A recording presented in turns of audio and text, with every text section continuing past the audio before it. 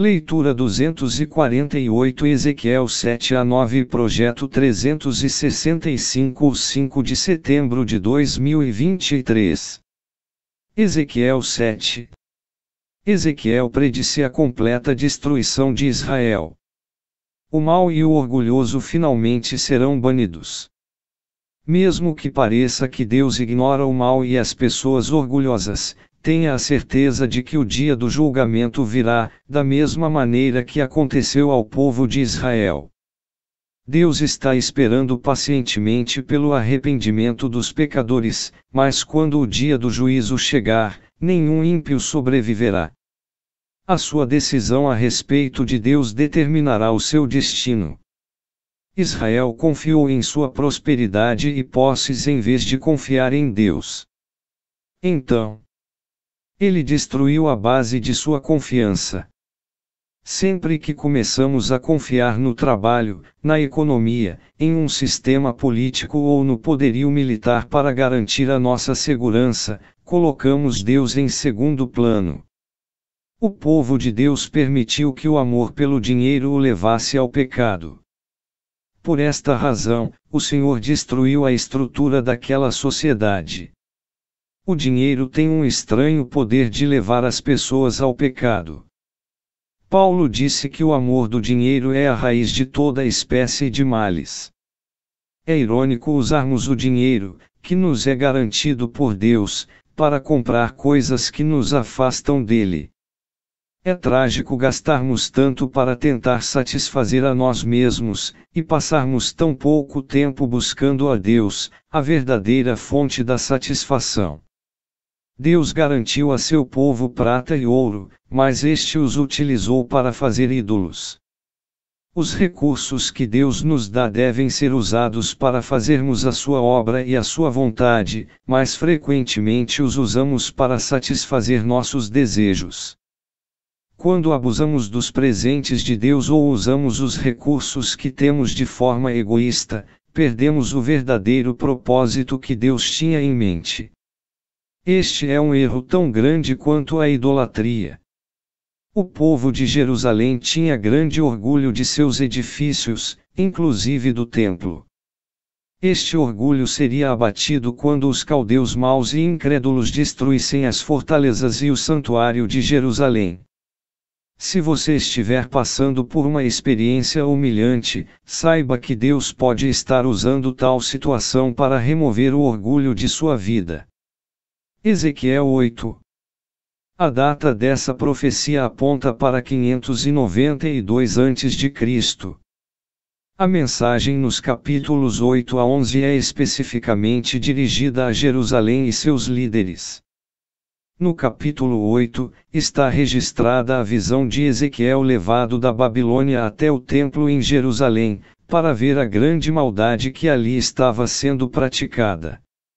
O povo e seus líderes religiosos judeus eram completamente corruptos. Enquanto a primeira visão de Ezequiel mostrava que o julgamento era de Deus, esta mostrava que o pecado era a razão deste julgamento. Essa pessoa poderia ter sido um anjo ou uma teofania, manifestação do próprio Deus. Na visão anterior de Ezequiel, um homem com uma aparência semelhante foi retratado como Deus em seu trono. Pode ser que a imagem de ciúmes fosse a imagem de Azera, a deusa cananita da fertilidade, cujo culto encorajava a imoralidade sexual e a satisfação pessoal. O rei Manassés colocou este ídolo no templo.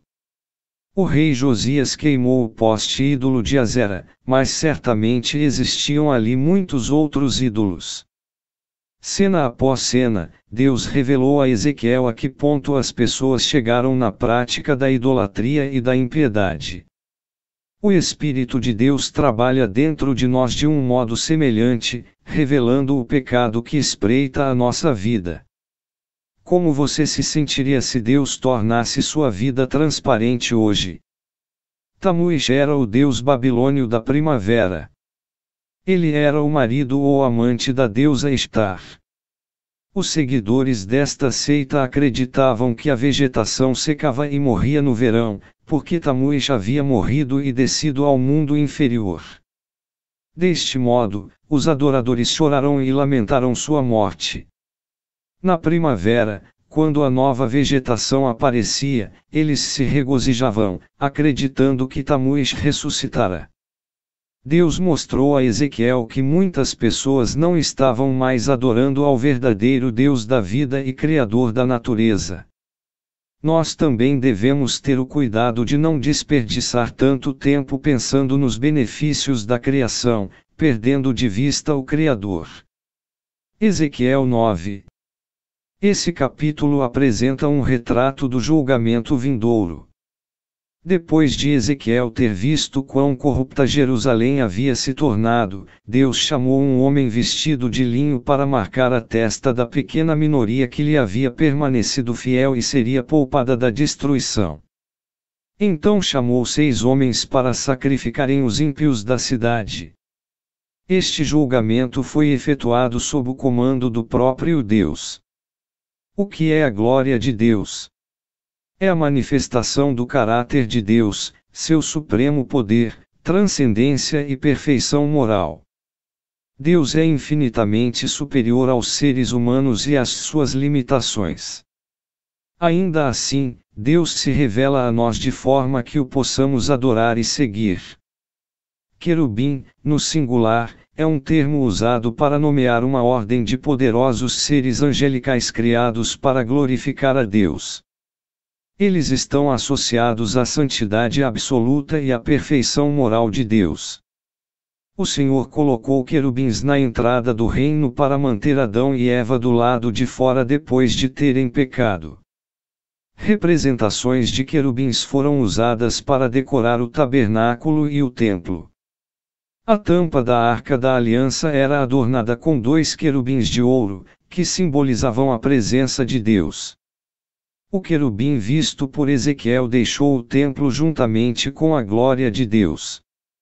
O profeta percebeu que ele era semelhante aos seres viventes de sua primeira visão. Deus disse ao homem que levava o tinteiro de escrever que pusesse uma marca naqueles que lhe eram fiéis. A fidelidade deles era expressa por seu sofrimento devido aos pecados da nação. Aqueles que tinham a marca foram poupados quando os 6 homens começaram a destruir os ímpios. Durante o êxodo, os israelitas colocaram uma marca de sangue nos umbrais de suas portas para que fossem salvos da morte. Nos dias finais, Deus marcará a testa daqueles que serão salvos. Satanás marcará seus seguidores, os que, como ele, estão destinados à destruição. Quando Deus castigar o pecado, não se esquecerá da promessa de poupar o seu povo. Os líderes espirituais de Israel promoveram ostensivamente suas convicções idólatras, e o povo abandonou a Deus para segui-las. Os líderes espirituais são especialmente responsáveis perante Deus, porque a eles é confiada a tarefa de ensinar a verdade. Quando estes a pervertem, podem levar um incontável número de pessoas para longe de Deus e até causar a queda de uma nação. Não é surpresa, então, que Deus tenha começado a julgar a nação pelo templo.